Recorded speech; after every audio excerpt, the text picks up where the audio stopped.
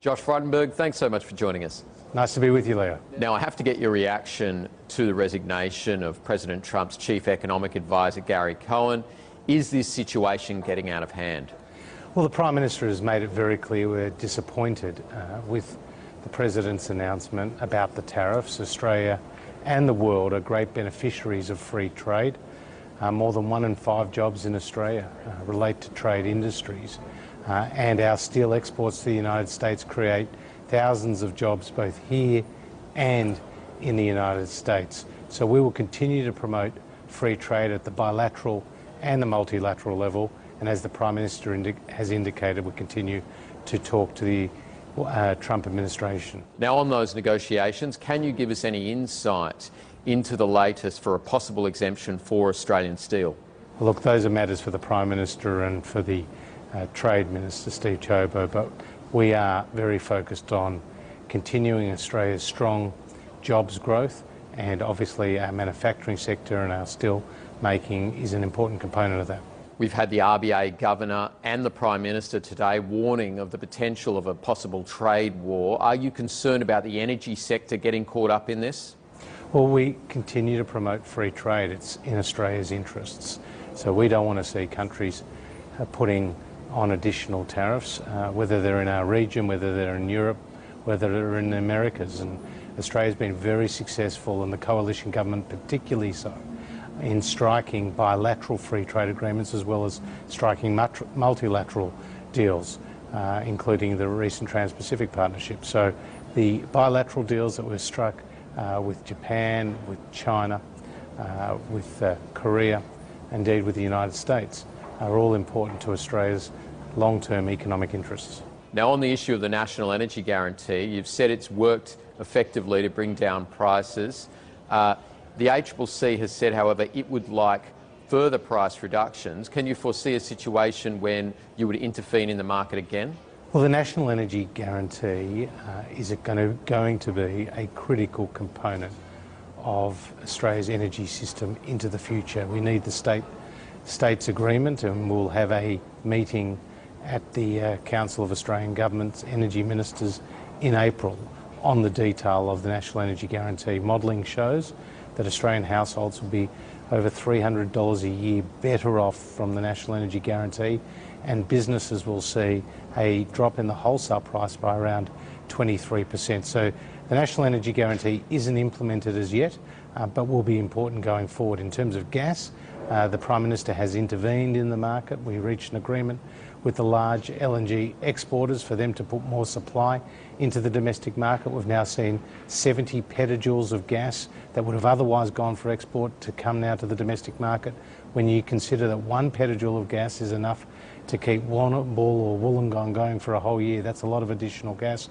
And the ACCC has reported that some of the larger users are seeing a drop of up to 50% in the price of gas. A deal was finally signed last night with East Timor, a treaty that finalised a sea border with them. Can you foresee any impact on domestic gas prices as a result of this treaty deal? Well, a conclusion, and a satisfactory conclusion of this deal, is critical to our bilateral relationship, given the close relations that we do have with East Timor. They are a developing nation, and the future revenues will be really important to them. But obviously their gas developments will go for export and will play an important part in providing energy security to the region and beyond. You wrote this morning that Queensland still does too much of the heavy lifting when it comes to gas exploration. How important is it that New South Wales and Victoria open themselves up to further exploration? Well, when we talk about unconventional gas extraction, more than 98% of it comes from just Queensland alone.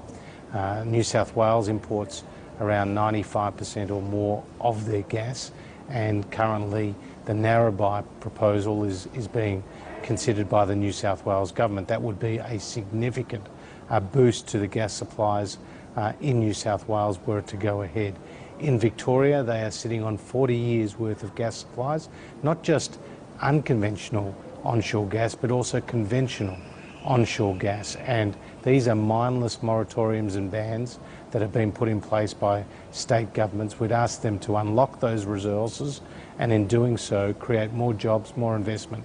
Because when you consider that the cost of transport from Queensland down to Victoria can be anywhere between $2 to $4 a gigajoule, clearly that is a greater impost on the consumers of power in those states than otherwise should be the case.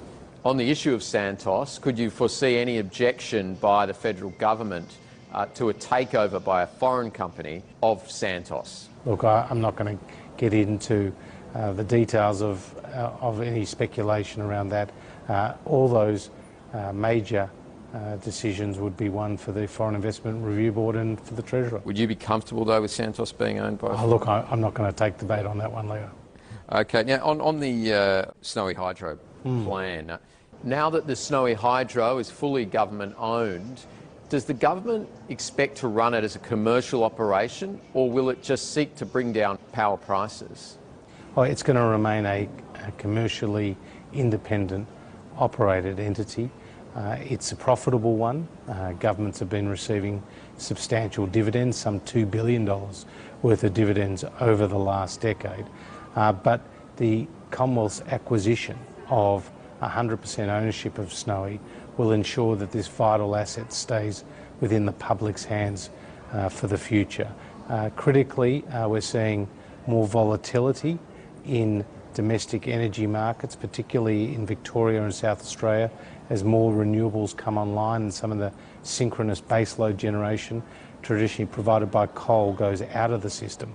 And that's where Snowy 2.0 is going to be important, because it's going to be a big battery that's going to help smooth out that volatility by providing 2,000 megawatts of storage, and we believe that will lead to lower power prices as a result. Could it interfere at all with private generation in Australia? It shouldn't at all.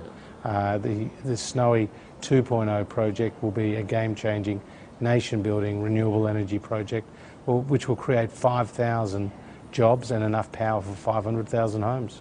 On the question of Adani, the Prime Minister has said this morning that Bill Shorten represents a sovereign risk, given his position on the mine. Given you're in favour of it as a government, are you doing enough to see it proceed? Well, the project has gone through strict environmental approvals and a number of conditions have been attached, and the approvals were both at the federal and the state level. The decision now to proceed is a commercial one, but if Bill Shorten doesn't know what he believes in, it's no surprise that he doesn't know where he stands on the Carmichael mine. Last year he was saying he supports it. This year he says he's against it. The local mayors in Queensland, Labor mayors, the unions, the local communities from Rockhampton to Townsville to Mackay to Charter Towers to Hewenden, these communities support the mine going ahead, knowing that it will create jobs for their local communities. And obviously coal exports are very important to Australia's economic base, to our economic future. They're an important source of royalties and tax, company and income tax. They employ thousands of people across the country, many Indigenous people, particularly in regional communities. And Bill Shorten can't pick and choose which projects he likes. He has to base his decisions on economic fundamentals, but most importantly on environmental issues and on the rule of law. And when it comes to that, the Carmichael mine has ticked the box, having gone through the process. And what of Australia's reputation globally if Adani doesn't proceed? Well, obviously, Bill Shorten is raising issues that are, again, raising question marks in boardrooms around the world. Bill Shorten cannot afford to play with Australia's economic reputation in the way that he is. Around the world, they look to Australia for consistency in decision making. They look to Australia as a vital source of exports, as a big resource powerhouse. And Bill Shorten, with his flip-flopping on this Carmichael issue, is obviously creating a lot of concern within the business community, both here and abroad, as well as within his own Labor Party, who have criticised him for his position on this issue, even saying that he's, quote, lost the plot. Josh Frydenberg, thanks so much for joining us. Good to be with you.